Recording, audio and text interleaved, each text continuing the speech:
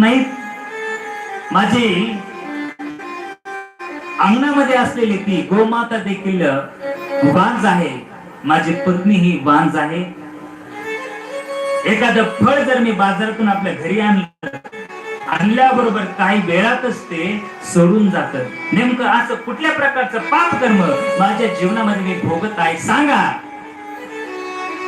त्या संत महात्म्यांना असं विचारल्याबरोबर त्या संत महात्म्याने सांगितलं, तू दुःखी कशामुळे?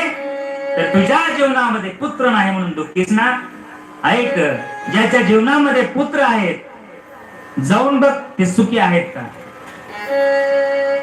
ज्याच्या जीवनात पुत्र आहेत ते तरी सुखीत का हो? नाही ना, प्रत्येक जण आज दुःखी.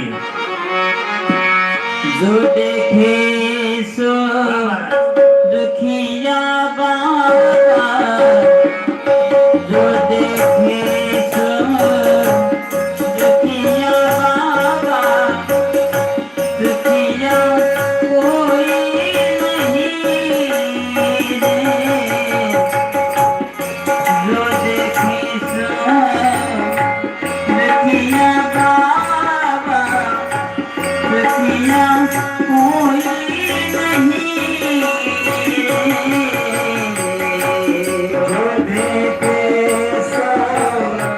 दुखिया बाबा, दुखिया कोई नहीं रे. जो देखे सो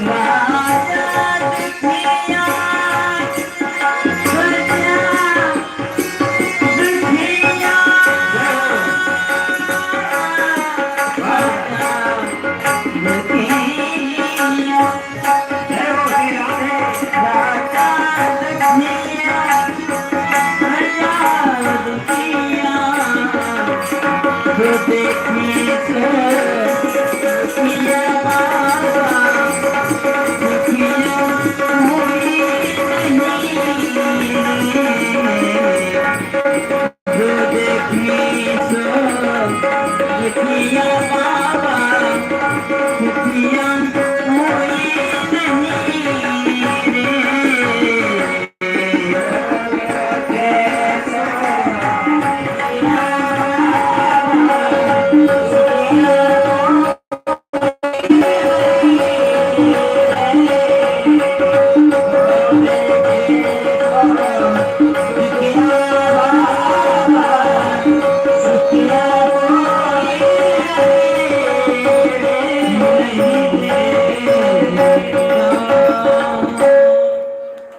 जगाकडे जर आपण पाहिलं तर जो देखे सो दुखिया बाबा, सुखिया कोई नाही रे.